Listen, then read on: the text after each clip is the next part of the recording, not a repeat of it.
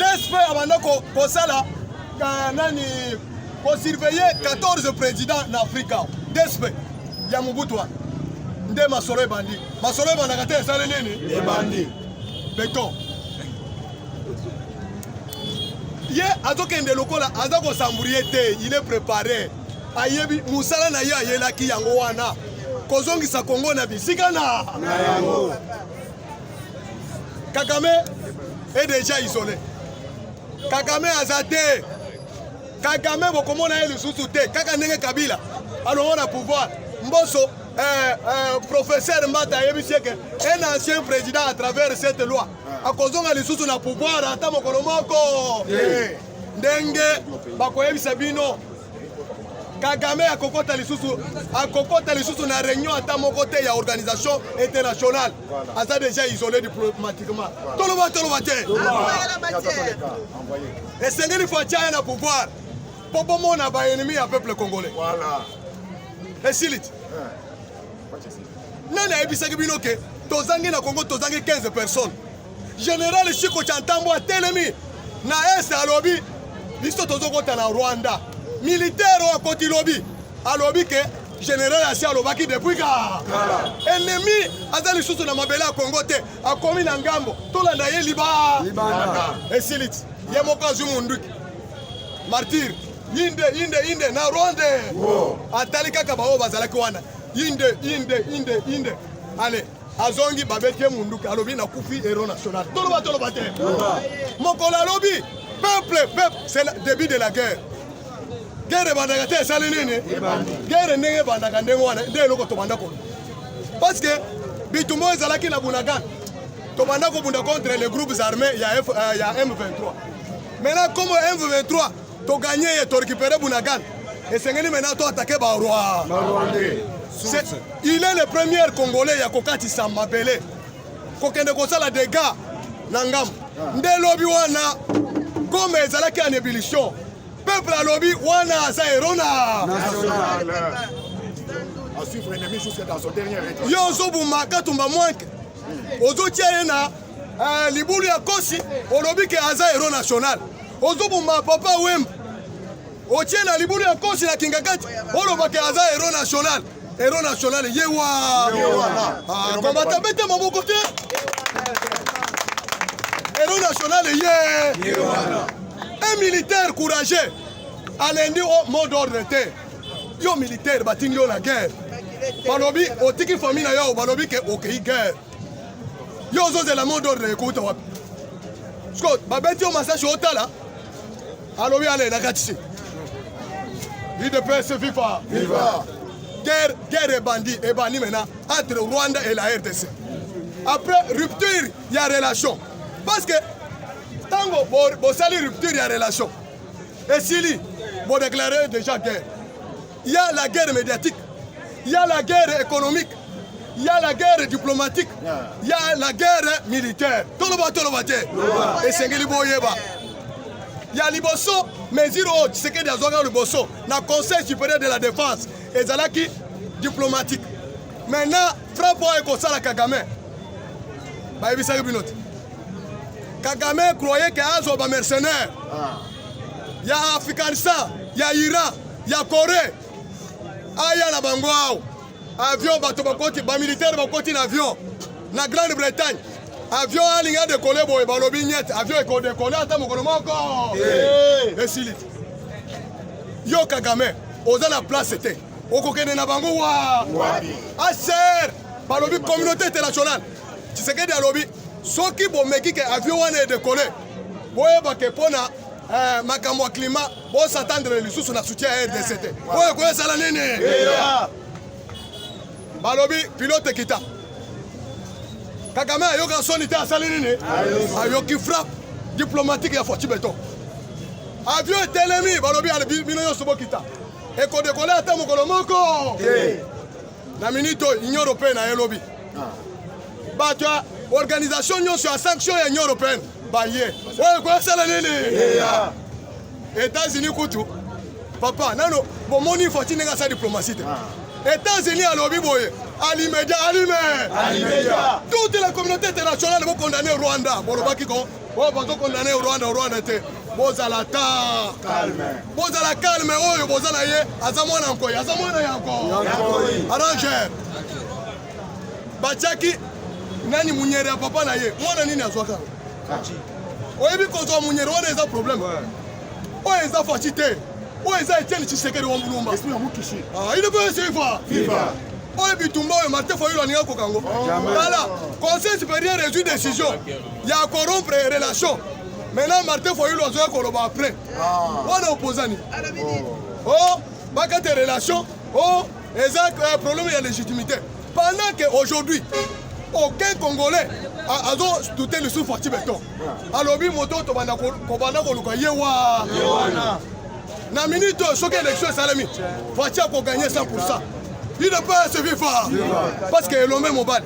Kabila a sali na bitumba 28 ans. A sali le côté. Mais Fatia lobi état de siège, état de siège. Martin Fayulu a mis teke ya mon côté. Na discours na ya lobi ba kata état de siège on lobi oh esili. Il ne peut se vivre. La deuxième Sabino Makamwa solo. Na palais du peuple. Balongoli ba Rwandais 5. Comme ba député. Balobi boza ba Rwandais. Mushobe quoi. Ni soki banani wana. Na plus muzito. Balobi banile bango. Tout le monde. Na 2011. Félix Tshisekedi. Na élection 2011, élu député national na circonscription ya Kasai Oriental. Na Chika, na Maweje Dunes. Balana qui m'a donné à Tshisekedi va siéger. Alors qu'il était président de l'Assemblée nationale, Obemina Kundiala Njoko. Abengana Bangote. Yebe. Mitamu na Bango. Ezokanga bango ipango mo Besilit. Retour à l'expéditeur. Zambe azali Zambe. Il ne peut se vivre. Je vous informe. Lobby va inaugurer usine et armement. Na munition yebe. Mettez le possible boko. Il ne peut se vivre. Fati azoke na makambo mbango te. Alobi to casser relation commerciale na Rwanda. Fati appelle ça qui Rwanda pour la paix. Appelle ça qui Rwanda pour la paix. Rwanda ko sala biso guerre te. Ndenga aussi osali usine ya or, raffinerie ya or, na ya coltan. Biso tozo pesa yo, biloko ko bana ko katisa, toka bola pourcentage. Et loko Rwanda lingazo na pays mususu te. Ba fingi Fati awe pa ba Martin Fayulu ba yuma oy.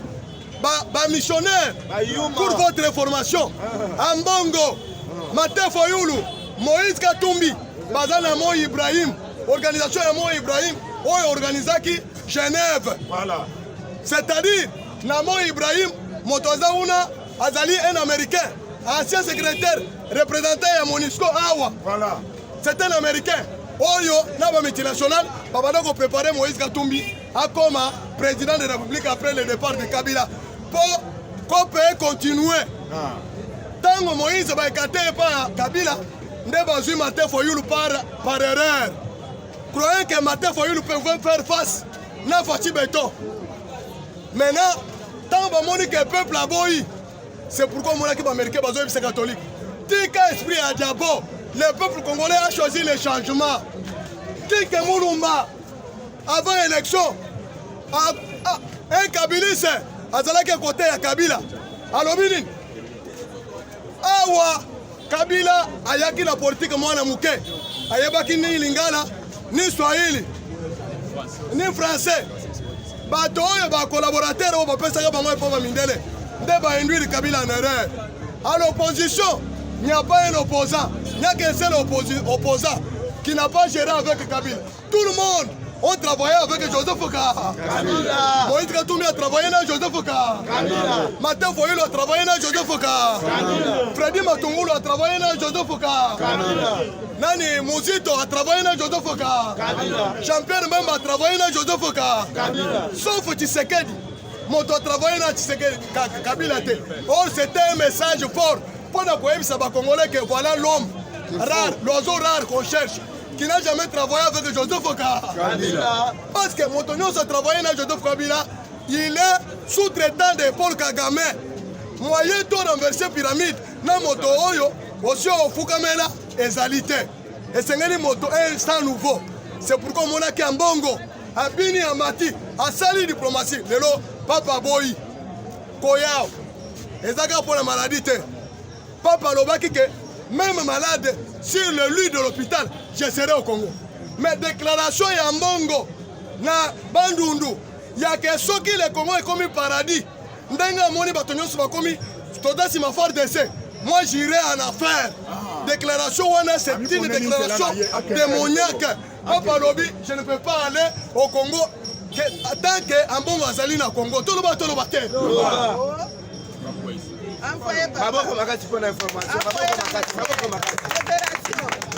Tshisekedi, tango moni Paul Kagame a mobilisé tous les présidents africains. Tout le monde Congo, tout le salé Martin Foyoul. Tshisekedi a pouvoir parce qu'il y a des gens qui ont menacé. Pour l'hégémonie en Afrique centrale, les causes à la fois. Les lots, Azim Osodi. Béton. Béton. Fatibé. Béton. Russie à lobby. En tout cas, je condamne fermement Rwanda. À lobby, à Tindi Bavion. Vous savez une autre. Mais Boyoki Poutine est dans lobby. Et si tous les membres du Conseil de sécurité, Bazala Maboko, Basala qui bango réunion, na Lutundu là, bango sont à l'unanimité, lobby Union européenne, États-Unis, Tolobate, Union africaine, ça dit que Zoya lobby.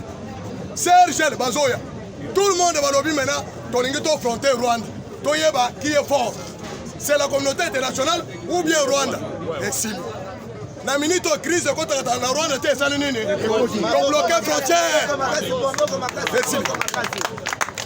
Ceux qui ont la cime et Africel, Waka Yango, aux autres Samoa na côté à Paul Kagame, Rwanda, à Koufagate à Salinini, à perdre le marché Mounene, à l'Ouganda, à Yagate à Salinini.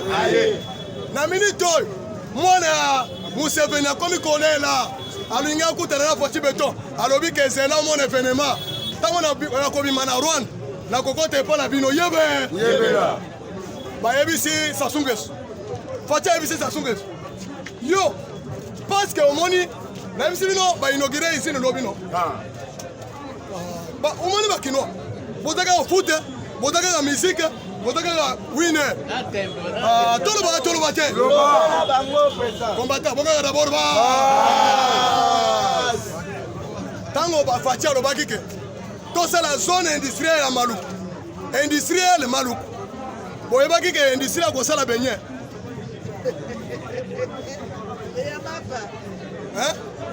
ya ko sala nguba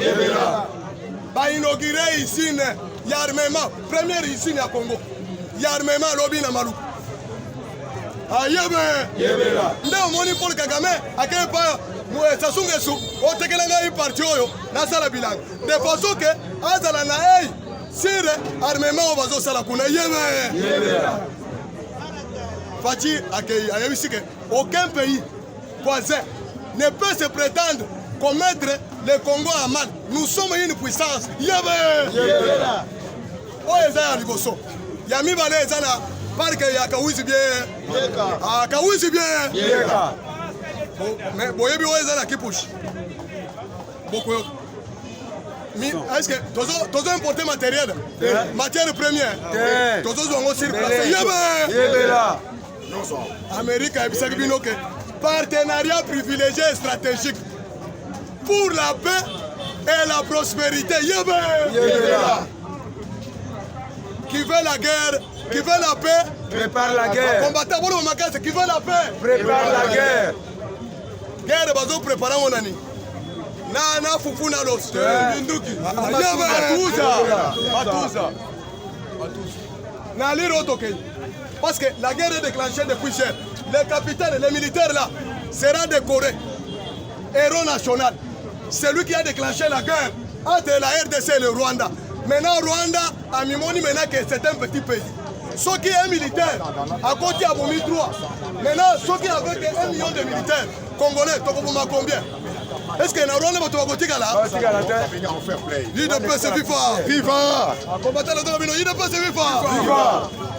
C'est pour vous dire, soyez les vrais patriotes. Même Fatih Beton, n'a pas d'essai. Bazu force, parce que les Congolais vont changer ma mentalité. Il faut aller d'abord pour sauver Mboka. Makambo ya politique to solango après. Toloba te. Loi électorale les amis. Bakuti na faire d'essai. Ba généraux belé. Ba tie bango d'abord l'avion. Ya ça. Na éviter pour mon image. Les Rwandais. Kaka ba colonel, major, capitaine azate. Na ba généraux. Balobi bobo mabango te. Bozongi sabango d'abord boke na bango na Angola. Comme médiation ba pesi Lorenz. Oyebi ke Kagame a komi ko boya Lorenz. Azolu ka médiation ba sala ngo e pas président français. Tolobi ke o commença. Beto. Akobina. Même politique. Tala. Na Serge. Azoko tate. Na le pays de l'Afrique de l'Est. Azoko tate. D'ailleurs lobby. Toloba te.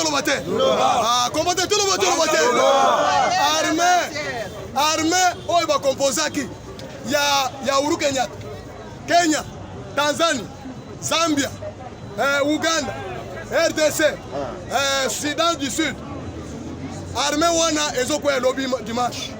Na Goma, na Ituri, na Bukavu. Yebe. Esilit. Bazoko lobby. Basali force régionale contre maintenant Rwanda. Papa, bako sabinote, to comme contrôler limite. Frontière. Maintenant ceux qui guerre ezali tozoko ta to choquer banane. To récupérer déjà ba FDLR, ba Interamwe, ba kozonga na mabele na bango. Toloba te. Kagame alinga te. FDLR, Interamwe, il faut kozonga na Rwanda. Pour accomplir la parole, il y a Laurent Désiré Kabila que la guerre va retourner là où ça fait commencer. L'accord et les mères, toloba te. Et si sous-commission. Tobandi. Avec Fatih Beton, va nettoyer bateau bazar à front. Au moins vous allez la Congolais de PND. Ah ouais, milito. Comme bakay na vacances parlementaires. Bazo paie sa liste, mboso a déjà la liste. Il y a copain sa justice. Comme va juge la cour constitutionnelle va prêter serment. Parce que bazo ça la bazo côté réunion, pas pour un président, il y a cour constitutionnelle. Il est d'office président et conseil supérieur. Il y a magistrature. Voilà. L'Inde a une décision disciplinaire contre les juges Miyibignon. Politique et bandit. Politique et bandit. C'est l'Inde. Combien l'Inde? Voilà. Communauté internationale. Droits de l'homme. ONU. Balobi, trop c'est trop. Les Congolais vont souffrir. Il y a un ballon. Et c'est les Congolais à récupérer Bissigana. Maintenant, Paul Kagame. Azali na liste ya rapport mapping. Docteur Mukwege alobaki ke na boya ki Tshisekedi na yebaki teke Tshisekedi azana mission boite. Tant to bisa bino ke Tshisekedi ayepo na kosala mandat te. Tshisekedi azana mission spécifique. Ya ko déboulonner système ya Paul Kagame nyonso. Kabila net Kabila. Oli okima okimite. Skobo komona haute trahison, trahison. La haute trahison. Parce que nous avons la preuve que la forces armées congolaises, Toza a infiltré Baroua. La député a infiltré Baroua. La sénateur a infiltré Baroua. Papa, place et conseil de sécurité, il y a RDC. Kabila se permet qu'on soit un Rwandais. Ache. Ah, ayaba quitté qu'un jour à Colombo. Ou bien il ne peut pas au pouvoir. Tant que mon équipe a au pouvoir, et c'est là qu'il peut embattre. Il ne peut pas au pouvoir. Comme pour le moment, on a maillé. Et si nous allons, Fatia Lobako, je veux faire un Congo puissant. C'est sur le plan sécuritaire et sur le plan économique. Félicitations, notre directeur Ngindou, Eric Ngindou, il y a cellule de communication. C'est ici où je profite de l'occasion. Parce que tu as réunion dans la salle de congrès. Oyo Lumumba, na roi de Belge, basalaka discours combattant ya yebi nazala image ana kola sabino place au roi de Belge auti ko sala wana nazalaki wana to sali réunion ya ba communicateur ya chef de l'état ba condamner biso ndenge to se comporter vis-à-vis na directeur du cabinet du chef de l'état son excellence Guilin Nyembo oyo tozo présenter nos excuses parce que le ventre affamé n'a pas d'eau. To sala ki déclaration parce que bango bazali pembeni ya chef de l'état. Bango ne bakosunga chef de l'état. Nde tozo senga pour gouvernement a rehaussé ou bien la présidence. Ba matisa bidé ya communication. La communication c'est une arme aussi. Comme l'arme de guerre contre les ennemis. Tout le monde tozo yebisa directeur de cabinet Guilin Nyembo. To présenter nos excuses. Parce que Tolobaki Mabe contre yo. Parce que bato basali musala 3 jours. Ozo futa bango 1 jour. Ils ont bien été. Ils allaient minimiser ampleur ya roi. Nous devons profiter de tout pour améliorer. Pas matissa bidé à communication. Bidé à presse présidentielle. Ils sont trop bas, ils sont insignifiants. Ce n'est pas comme ça. Allez couvrir une manifestation avec le gouverneur.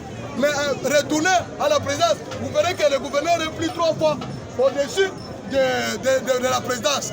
Ce n'est pas une bonne chose. Tout le monde la vérité, on doit le dire. L'île de paix, c'est FIFA. Nous devons présenter nos excuses auprès du directeur Eric Ngindou, chargé de communication. Lolenge, Tomenasakaye, Makas, pour ne pas dire que Fatia Koyeba Makamboy. Parce que vous êtes institution président de la République, ce n'est pas n'importe quelle institution. Même le taux de président, c'était. Mais le taux de la député dans l'élection en 2018.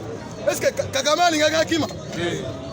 Gana l'ingaka là? Et tu sais que la MC Fatia.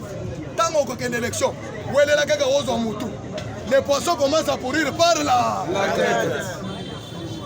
Dans la Youm, ils ont posé un mot en commun. Mais Fatih n'est là de boulonner, va comprendre des têtes.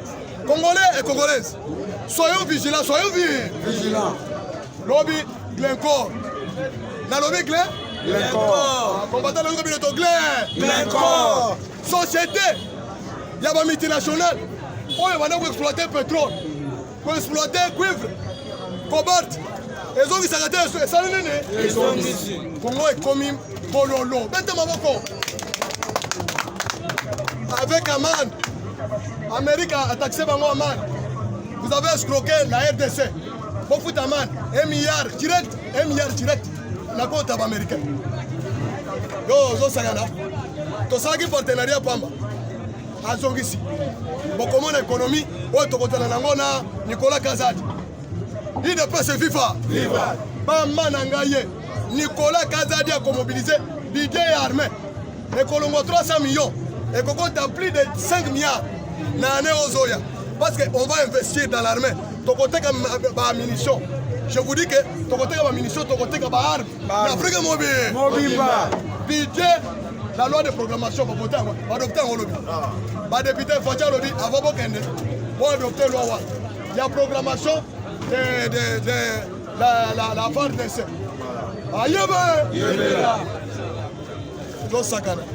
Est-ce que Magambo Boy, Kabila n'est pas et Rwandais, tout fait. Dans la vie, entre les Congolais et les Rwandais, il n'y a pas les ennemis. Mais entre les régimes Tshisekedi et le régime de Paul Kagame, face à face, il y avait là. Dans le Bible, ce que mon Rwandais pour ça m'a bêté. Ce que mon Paul Kagame, le militaire à Rwanda, il y avait là. Bisona ba Rwandais, tout un problème, hein? Bétona. Nous sommes le peuple africain. Mais le régime, comme le régime, il y a Congo. Travaille pour l'intérêt, il y a le peuple d'abord. Mais comme le régime d'apartheid moto-ethnique, il y a Paul Kagame, et Zobunda Ponako, pour ma Congolais, il est déjà ennemi, il y a la communauté internationale. Ennemi, il y a l'Union européenne, il y a les États-Unis d'Amérique, même il y a la Russie. Il y a et c'est lui. Pour la qui s'est fait à Betsy Bal, à Simbisi touche na Caro. Papa, na Caro, batiki bunagana bo. On doit bien profiter. Bakoti, Fatia Lobia, Paul Kagame, mauvais joueur. Pas arbitre supplémentaire, c'est le nene. Penalty. Kagame a l'obaki que Oh, je ne suis pas au Congo. Bah, soda na ngai bakangi bango na frontière, na guerre tampon. Fatia lobite, preuve yango. Batia médiateur. Médiateur, ngotonyo so na preuve na. Biso to na preuve. Kagame alobaki ayebaki te to ko pesa. To ko pesa Jean Lorenzo. Jean Lorenzo alobiki Fatia yebe. Yebela. Ah, Fatia yebe. Yebela. Maintenant, pour le Kagame yaga na yo preuve. Té. Basoda na bakangi bango na maboko. Fatia lobi zena. Dans 48 ans na compétition preuve. Alobi repli stratégique. Chiko chantamo repli stratégique. Bazongi batiki munduki moko. Ba ici peuple bolongo bo vide. Peuple a vidé. Bango bamoni to récupérer. Yoga France. Revers. Les forces d'essai ont subi les revers. Les forces d'essai n'ont pas eu force à résister à l'armée du M23. Ah, bah Mati Bakiti. Biso to sekiye. Yebe. Zokane zelaki piège mouné. Communauté internationale ezuya que Rwanda akotaka na mabele ya Congo te sali nini? Et violé. Et sili. Bakangi skoyo. Ba Rwanda ebele. Ba mususu na chemise bakomi ko baka teni. Yebe. Na politique Zalama Mayele.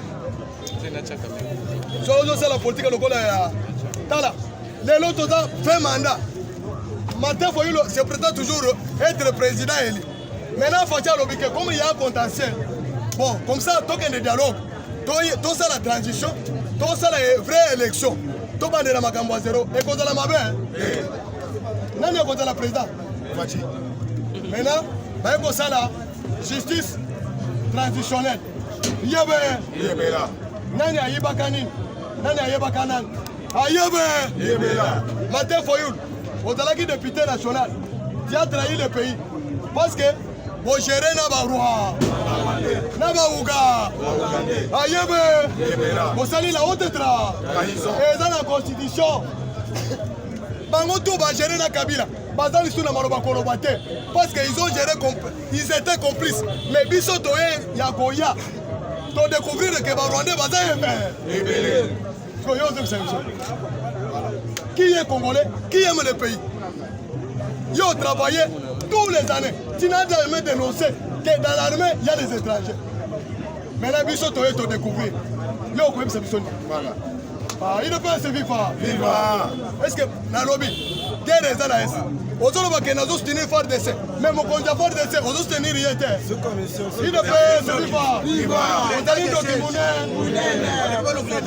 C'est pour votre information. Batonio Sobana Kobo est état de siège. Église catholique. La Mouka. Bato Kabila. Et Zalaki Arme Mounen. Oyo Panzi. Baizini na Bamonyo son en Rwanda. Et comme il a chômage. La minute, crise alimentaire est en Rwanda. Parce que biloko bana kokota na est ezokota lisusu ndenge tokangi coopération accord bilatéral accord contrat traité na Rwanda na Maye comme bakangi frontière ici peuple Rwanda a contourné contre Paul Kagame posez là Mobutu. Pourquoi pas Congolais va parler de Tango, pays nyonso, minene au balako pesa biso et kangiet. Des crises s'accentuent. Des bateaux fatalité Mobutu dégage. Des loko to sali Kagame. Bateau va ko attaquer Kagame. Ba Congolais pouvoir. Tout le bateau baté. Ah ouais, je vous informe. Les gars. Ah ouais, je vous informe. Béga. Combattant, je vous informe. La guerre sera plus longue. Tshisekedi a dit maintenant esprit militaire.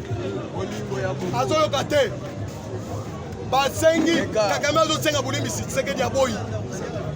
Alobi Kagame, ngana yo fara. Comme tout ici, na terrain, ma belle na biso, to récupérer ma belle. Maintenant to komis ko face. La guerre a commencé hier avec un soldat, avec un lieutenant. Papa, Akati Siemoko, alobi trop c'est trop. Makile gangi, makile salinini. Papa, soldat wana, ala musina matin faut y la salle de déclaration. Martin Fayulu comprendre que awa na perdre contrôle. Aza na discours ya kosala lisusu. Moto asa bini déjà na Kingakati. Moïse Katumbi. Est-ce que aza na discours ya kobisa ba Congolais? Qui ça avec Kabila? Bazo piller Congo. Bazo infiltrer Congo na armée. Tshisekedi na yebisa bino. Tango zo mona mbongo asilikaki na Kadima. Tshisekedi alobake avec Kadima. Il n'y aura plus encore un major rwandais. Un soldat rwandais mixé dans l'armée congolaise. Il n'y aura plus un politicien ou un besoin ministère. Fonction, il y a l'État par dialogue. Makamonyo Souana Namaye. Lutundula, à lobby, la conseil de sécurité. Mon président m'a envoyé. Il n'acceptera jamais de faire brassage, mixage, intégration des rebelles au sein des institutions de la République démocratique du Congo. Ouais, quoi ça, mon peuple, le Parlement, les institutions de la République n'accepteront jamais les silites.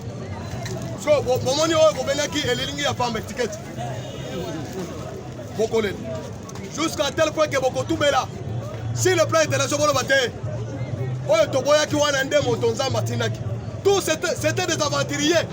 Les pions de Kabila attiennent l'opposition pour ceux qui ont abîmé, il va travailler avec lui. C'est pourquoi Monaki Bazoboy, en Bongo, a sali voyage après le Bongo en Suisse, dans le dialogue il y a interdiocésain. Il y a Saint-Sylvestre. Pona, c'est ce qu'il y a Kouf. Aboyi, Félix a comme premier ministre, en Bongo Bozomo. Rang na yena Félix na été ce qu'il y a des lotés. Plan B. Plan B, yango wana. Tobalusi yango, si c'est commune, hein? Il ne peut pas se vivre. Ouais, quoi ça la nene? Bah, journaliste, point de presse. Voilà ce que tous les combattants, c'est ma président. Pas combattant, c'est ma président, journaliste,